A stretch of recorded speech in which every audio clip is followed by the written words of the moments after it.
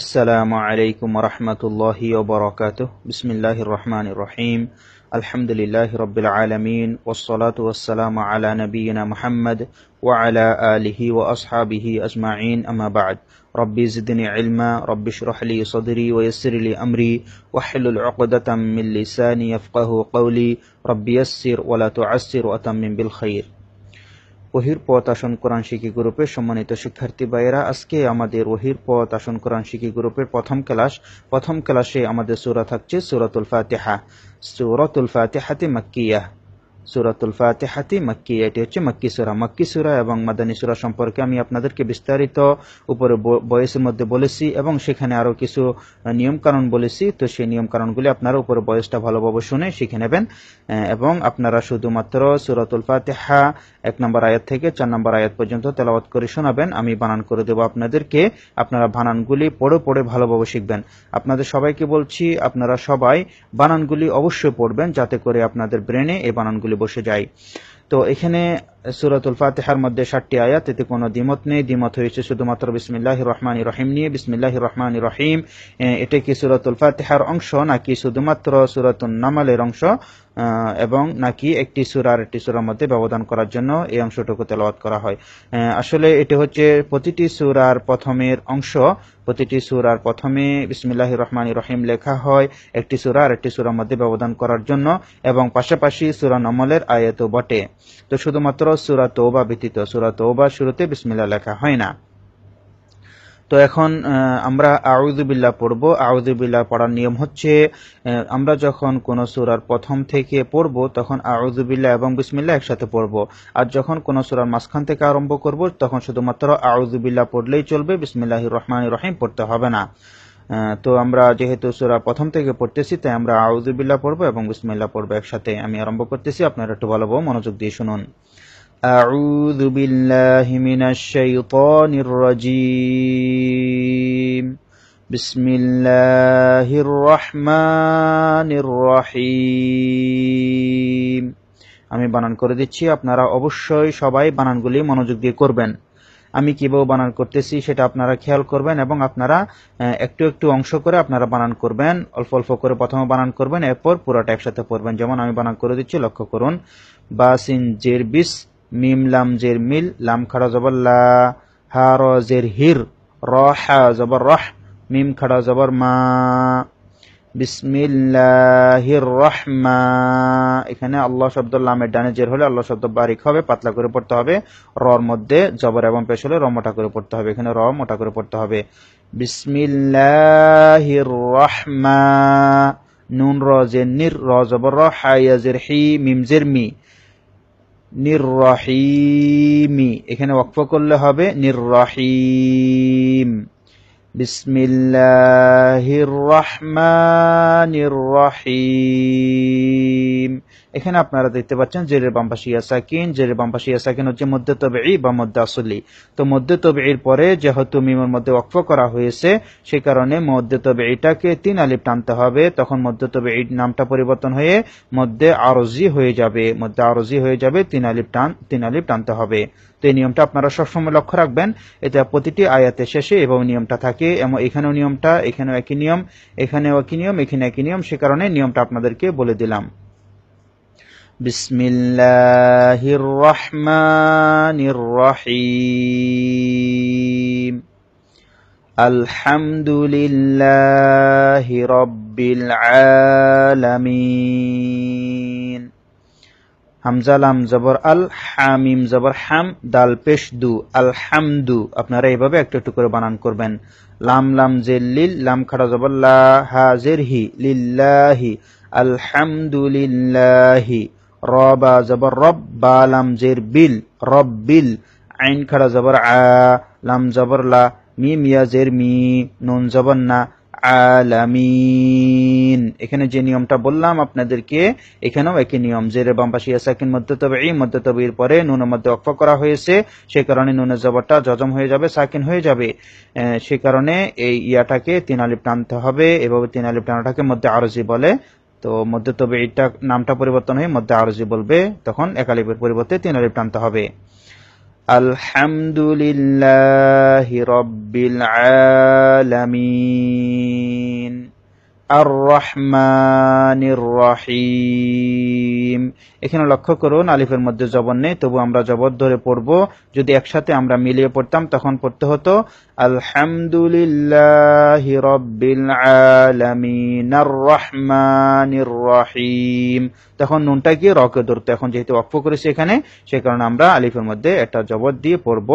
হামজা র জবর আর, র হা জবর রহ, আর রহ মিম খাড়া জবর মা, আর রহমা, নুন র জে নির, র জবর র, নির র, আর রহমানির র, হায়া জের হি, মিম জের মি, হিম বানান করব আমরা মিম জেরটা সহ, কিন্তু পড়ার সময় হিম পড়ব যেহেতু ওয়াকফ করা হয়েছে।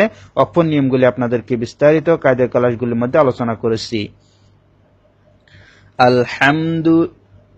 আলহামদুলিল্লাহি রাব্বিল আলামিন আর রহমানির রহিম মালিকি ইয়াউমিদ্দিন।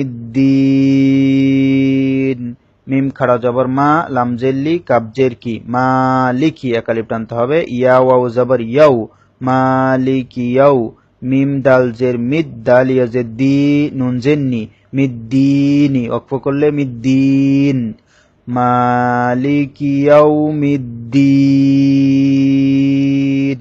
তিন আলিফ টানতে হবে।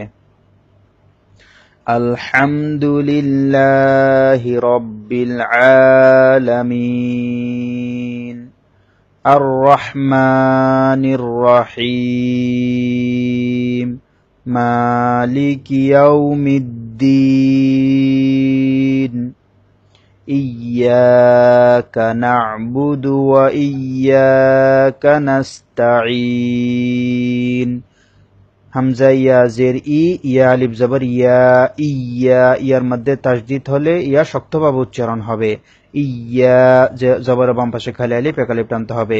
ইয়া কাব জবর কা, ইয়াকা, নুন আইন জবর না, বা পেশ বু, দাল পেশ দু, না'বুদু, ইয়াকা না'বুদু, ওয়াও জবর ওয়া, হামজা ইয়া জের ই, ইয়া আলিফ জবর ইয়া, ওয়া ইয়া, কাব জবর কা, ওয়া ইয়াকা, নুন সিন জবর নাস, তা জবর তা, আইন ইয়া জের ই, নুন পেশ নু, নাস্তাঈন।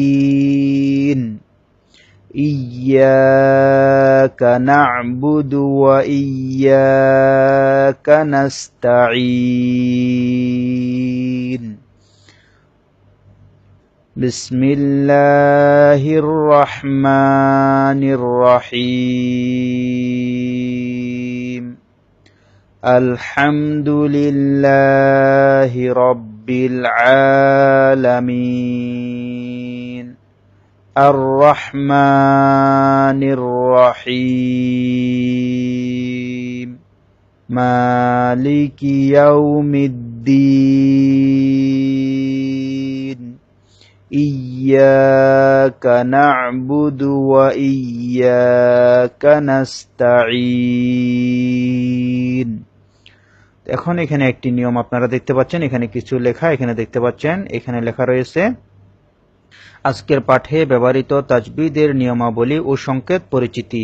এখানে দেখতে পাচ্ছেন এটা হচ্ছে সবুজ কলম দিয়ে লেখা, এখানে মোটা করে পড়ার জন্য ব্যবহৃত হয়েছে, অর্থাৎ যে অক্ষরটা এখানে সবুজ কলম দিয়ে লেখা, এখানে লেখা দেখছেন আপনারা র, এখানে র রয়েছে, এখানে র রয়েছে, তো এখানে রটাকে মোটা করে পড়তে হবে, এখানে রটাকে মোটা করে পড়তে হবে, সে কারণে এখানে সবুজ কালার, সবুজ রং ব্যবহার করা হয়েছে।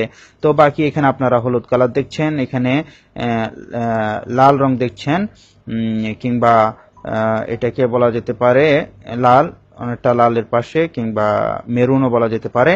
তো লাল কলমের যেটা লেখা থাকবে সেটা এখানে কি জন্য লেখা থাকবে সেটা বলা রয়েছে। এরপর এখানে যেটা রয়েছে নীল কলমের, এগুলি এখানে আজকে পড়ার মধ্যে নেই, সে কারণে এটা আমি আজকে আপনাদেরকে বললাম না। আজকে পড়ার মধ্যে যেটা রয়েছে সেটা হচ্ছে এখানে মোটা করে পড়ার জন্য ব্যবহৃত হয়েছে, সেটা হচ্ছে এখানে র মোটা করে পড়তে হবে, র মোটা করে পড়তে হবে, র মোটা করে পড়তে হবে, এখানে র মোটা করে পড়তে হবে, সে কারণে এগুলিকে সবুজ কালার দিয়ে লেখা রয়েছে।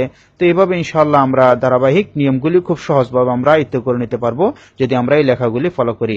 এই লেখাগুলি যদি আমরা একটু ভালোভাবে ফলো করি ইনশাআল্লাহ, তো কোরআনের মধ্যে যেহেতু কালারগুলি লেখা থাকবে, তো আপনারাও এই কালারগুলি একটু ফলো করে আপনারা কোরআনের তাজবিদগুলি ভালোভাবে শিখে নিতে পারবেন ইনশাআল্লাহ। তো আমি আপনাদেরকে সূরাটা বানান করে দিলাম এবং রিডিং ও পড়ে দিলাম, আপনারা শুধুমাত্র রিডিং তেলাওয়াত করে শোনাবেন এবং আমি আপনাদেরকে পরামর্শ দেব আপনারা প্রত্যেকেই বানান করবেন, এভাবে বানান করবেন। প্রথমে আপনারা একটু একটু অংশ করে বানান করবেন, যেমন প্রথমে বিসমিল্লাহির রহ, তারপর বানান করবেন আপনারা এখান থেকে মানির রহিম, এখান থেকে আবার আপনারা বানান করবেন মানির রহিম, এখানে বানান করবেন।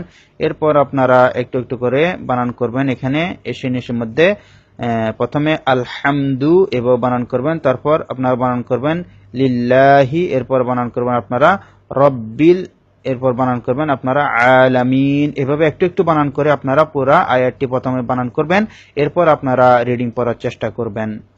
তো আমি আপনাদেরকে যেভাবে তেলাওয়াত করে দিয়েছি আপনারা সেভাবে তেলাওয়াত করবেন এবং ক্লাসের মধ্যে সুন্দরভাবে রিডিং পড়ে তেলাওয়াত পড়ে আপনারা সুন্দরভাবে ক্লাসের মধ্যে শুনিয়ে দিবেন। আল্লাহ সুবহানাহু ওয়া তাআলা আমাদের সবাইকে এই পবিত্র কোরআন বোঝা এবং এই মোতাবেক আমল করা সহজ করে দিন। পবিত্র কোরআনকে যাতে আমরা তাজউইদের সহিত তেলাওয়াত করতে পারি, আল্লাহ সুবহানাহু ওয়া তাআলা আমাদের সকলকে সেই তৌফিক দান করুন, আমিন। আসসালামু আলাইকুম ওয়া রাহমাতুল্লাহি ওয়া বারাকাতুহু।